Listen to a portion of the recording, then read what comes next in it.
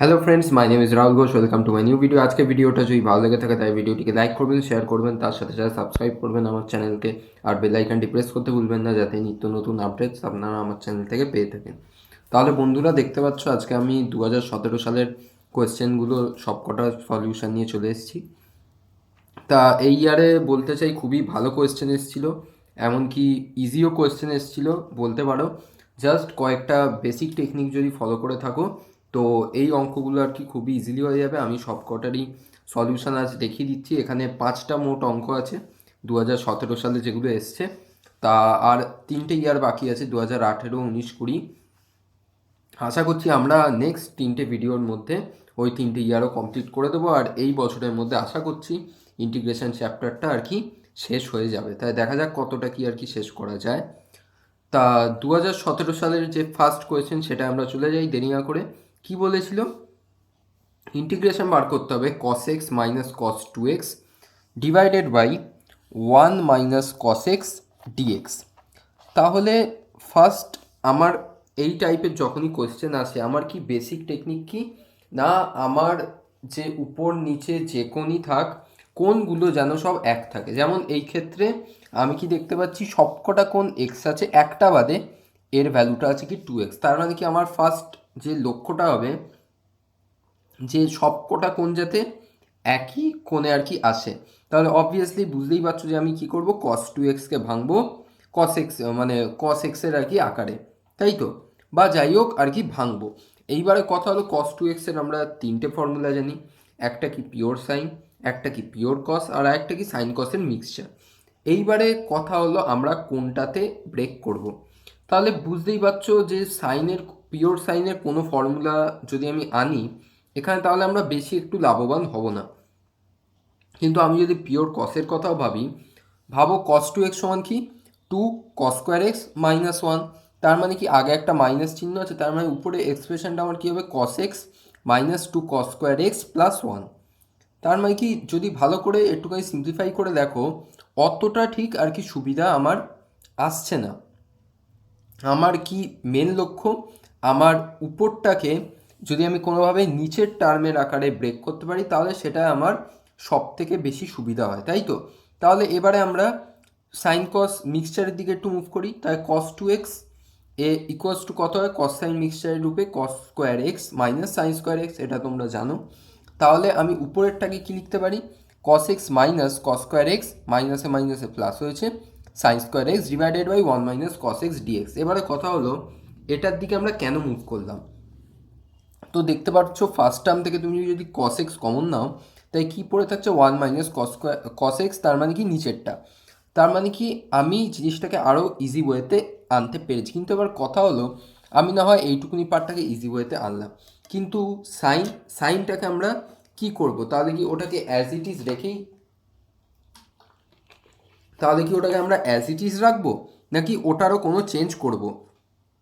তাহলে সাইনকে আমি যদি কসের আকারে আনতে চাই, কি হয়, sign square x equals to 1 minus cos square x. এইবারে দেখো এই 1 মাইনাস কস স্কোয়ার এক্সটাকে আমরা এ স্কোয়ার মাইনাস বি স্কোয়ারের ফর্মুলায় ব্রেক করতে পারি। তার মানে কি 1 plus cos x into 1 minus cos x, তার মানে কি সেই আবার নিচের টার্মটা এলো।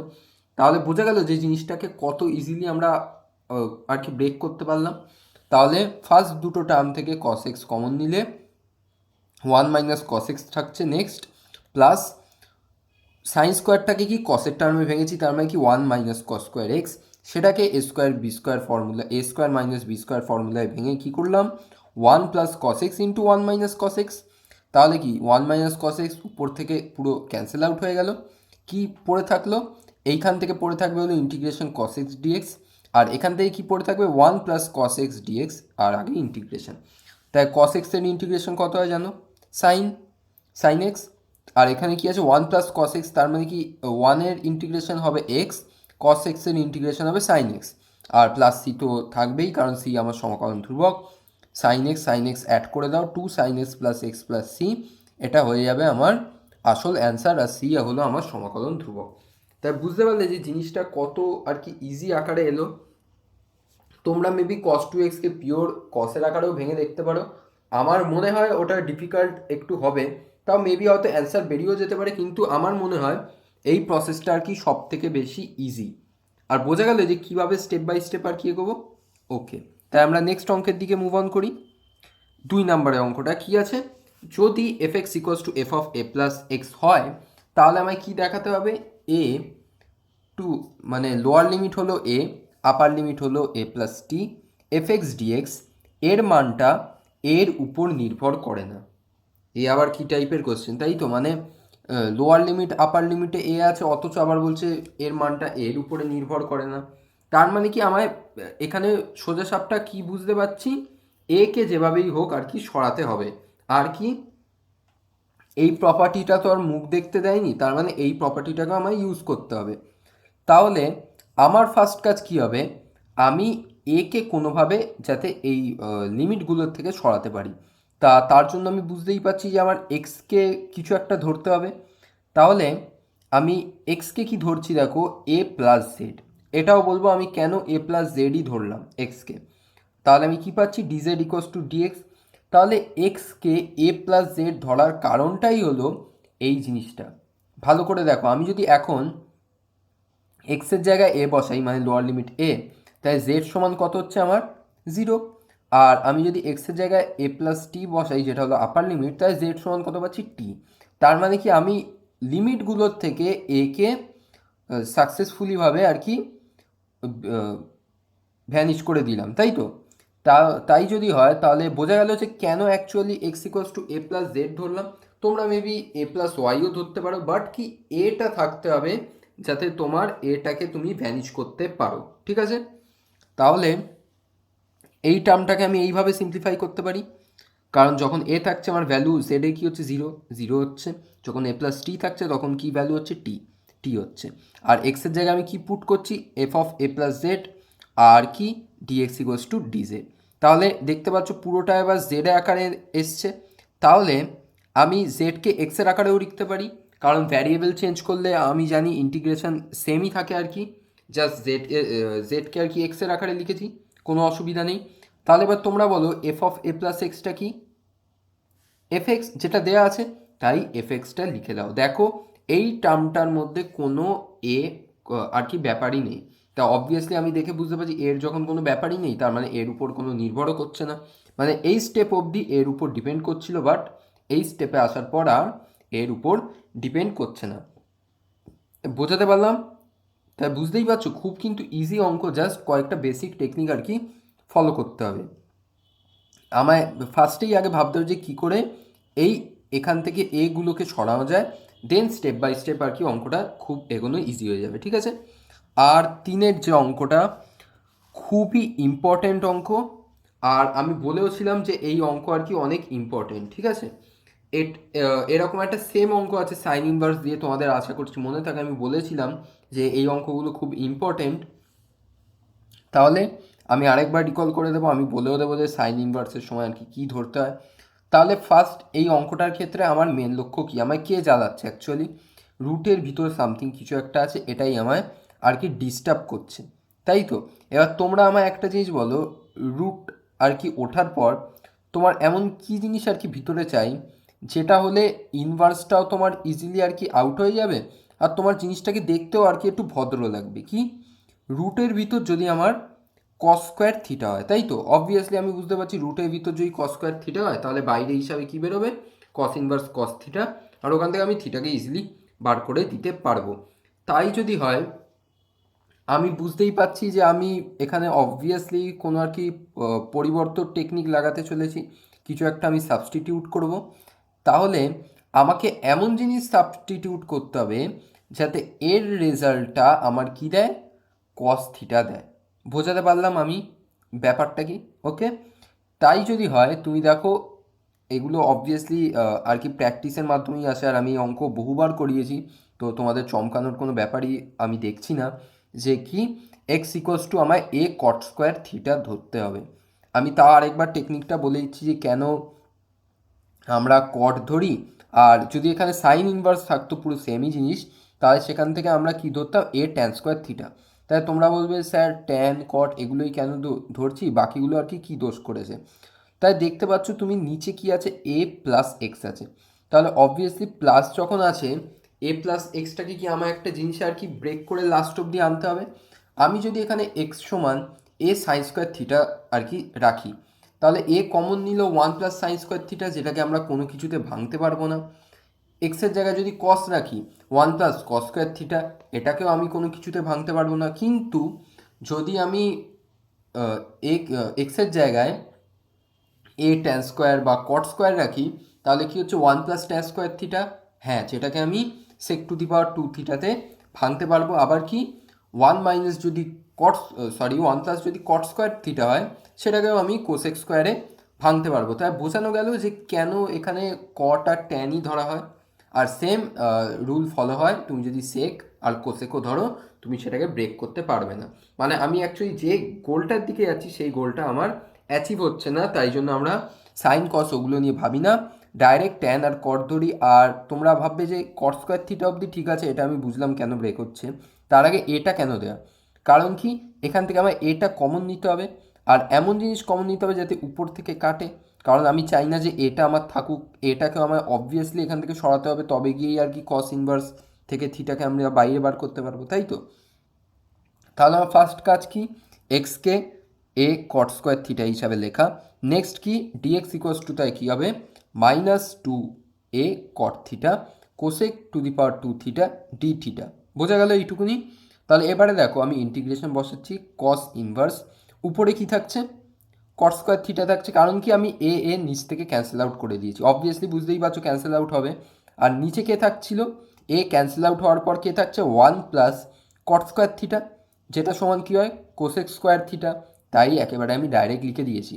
আর ডিএক্সের জায়গায় কী বসিয়েছি, পুরোপুরি ডি থিটার এই পুরো পার্টটা, ঠিক আছে। তাহলে এখান থেকে আমার কী বেরোচ্ছে, কট স্কোয়ার থিটা মানে কি cos square theta by sine square theta, নিচে কে আছে কোসেক স্কোয়ার থিটা, তার মানে কি সাইন স্কোয়ার থিটা আর কোসেক স্কোয়ার থিটাটা কী হয়ে গেল 1, তাই উপরে কে পড়ে রইল কস স্কোয়ার থিটা, রুট থেকে বাইরে বেরোলো কি কস থিটা, তাহলে কী হয়ে গেল কস ইনভার্স কস থিটা, বাকি পুরোটা সেম থাকছে। তাহলে -2 যেহেতু কনস্ট্যান্ট পার্ট, এটাকে আমি বাইরে বার করছি। আর ইন্টিগ্রেশন তাহলে এখান থেকে কী পাচ্ছি থিটা, কিন্তু তার সাথে একটা হিউজ পরিমাণে বড় কিছু একটা জিনিস আর কি আছে, যেটা ডিএক্সের জায়গায় এসছে। তাহলে তোমরা হয়তো ভাববে যে জিনিসটা সোজা করতে গিয়ে আরও কঠিন হয়ে গেল, তাহলে এইগুলোকে আমরা কি করে সলভ করব। ভালো করে দেখো, তুমি যদি এটাকে বাইরে আর কি রেখে দাও, ঠিক আছে আমি ধরছি, আর থিটাটাকে আলাদা করে বাকি পুরো -2 এর সমেত পার্টটাকে যদি এইখানে রাখো, এই পার্টটা অ্যাকচুয়ালি কি, এই পার্টটা অ্যাকচুয়ালি দেখো কিছুই নয়, এই এটা বাদ দিয়ে বাকি পুরো ডিএক্সের পার্ট। আমি বোঝাতে পারলাম, ঠিক আছে ব্যাপারটা।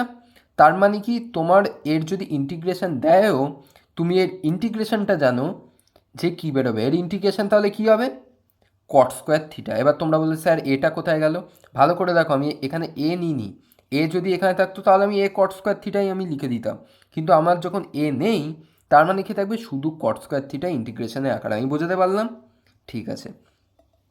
তাহলে বুঝতেই পারছো কী লাগাবো, আইলেট লাগাবো অবভিয়াসলি। আর ফার্স্ট ফাংশন কী হবে আমার এই থিটা, কারণ কি এটা অ্যালজেব্রিক থাকবে আর এটা কি আমার ট্রিগোনোমেট্রিক থাকছে, আইলেট এ আগে আসছে, তাই থিটা আমার বাইরে থাকবে, ফার্স্ট ফাংশন রিমেন আনচেঞ্জড। তারপরে কি integration of second function minus integration derivation of first function, তার মানে থিটার রেসপেক্টে থিটার ডেরিভেশন কত হয় 1। আর আমরা অলরেডি জেনে গেছি যে এর ইন্টিগ্রেশনটা কী হবে কট স্কোয়ার থিটা, কিন্তু এর কি আবার হোল ইন্টিগ্রেশন থাকে, তাই আর একটা ইন্টিগ্রেশন সাথে আর কি থাকবে, ঠিক আছে। বোঝাতে পারলাম যে কীভাবে সিম্পলিফাইটা হলো। তাহলে এর ইন্টিগ্রেশন তোমরা ধরেই ফেলেছো কী হবে কট স্কোয়ার থিটা। তাহলে কী হলো আমার A equals to theta cot square theta minus cot square theta, এটাকে আমরা এমনি ব্রেক করতে পারবো না, কিসে ভাঙলাম cos square by sine square থিটায় ভাঙলাম। আর কস স্কোয়ার থিটাকে আমি কীভাবে ভাঙছি 1 - sine square theta by sine square theta এরম আকারে ভাঙতেই পারি। তাই এটা ডি থিটা হচ্ছে, তাই সিম্পলিফাই করে এটাকে আমি ভাঙছি 1/সাইন স্কোয়ার থিটা, তার মানে কি কোসেক স্কোয়ার থিটা, তাই মাইনাস আগে একটা থাকছে cosec square theta D theta. আর এখানে মাইনাসে মাইনাসে কী হচ্ছে প্লাস, প্লাস কী হচ্ছে ইন্টিগ্রেশন অফ ডি থিটা, কারণ কি দুটোই আমার কেটে যাচ্ছে, আর আগেরগুলো অ্যাজ ইট ইজ সেম আছে। আর কোসেক স্কোয়ার থিটা এর ইন্টিগ্রেশন করলে কত হয়, একদম ঠিক মাইনাস কট থিটা, আশা করছি এসব মনে আছে। তাই মাইনাসে মাইনাসে প্লাস হয়ে কী হয়ে যাবে এটা কট থিটা, আর এখান থেকে কী বেরোচ্ছে খালি থিটা, একদম ঠিক সেই হিসাবেই দেখতে পাচ্ছ সিম্পলিফাই আমি করেছি। ঝাপসা হয়ে গেল একটু ক্যামেরাটা, দাঁড়াও। হ্যাঁ, এবার ঠিক আছে। ঠিক আছে, তাহলে এ ইন্টু কী হলো, theta cot square theta plus cot theta plus theta plus c. তাহলে আমার ইন্টিগ্রেশন তো হয়ে গেল, কিন্তু আবার মনে করিয়ে দিচ্ছি থিটাকে আমি চিনি না।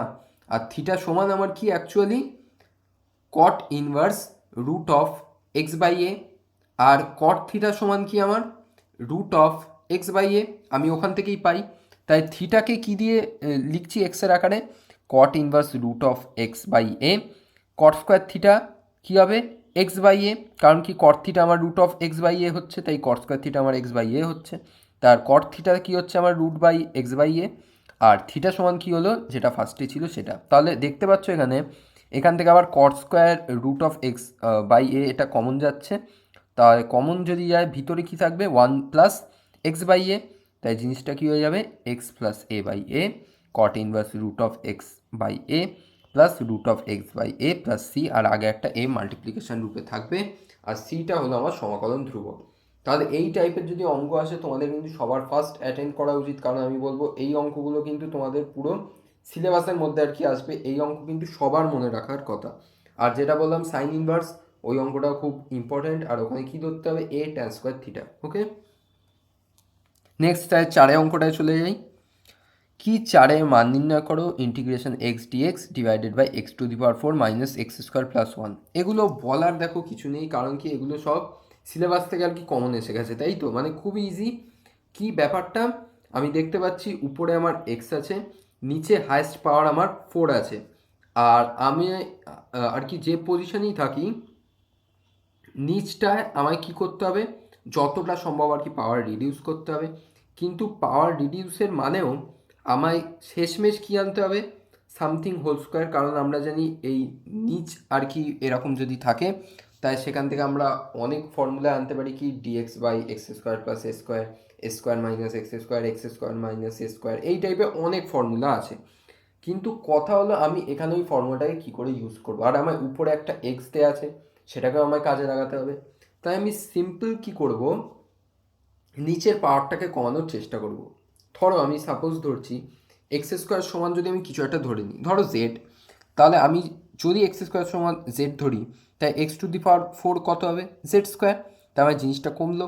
আর এক্স স্কোয়ার ইকোয়াস টু যদি জেডও ধরো, তোমার উপরের দিকটাও কি ম্যানেজড হয়ে যাচ্ছে, ওই জন্যই কিন্তু তোমার এক্স আর কি দেওয়া আছে।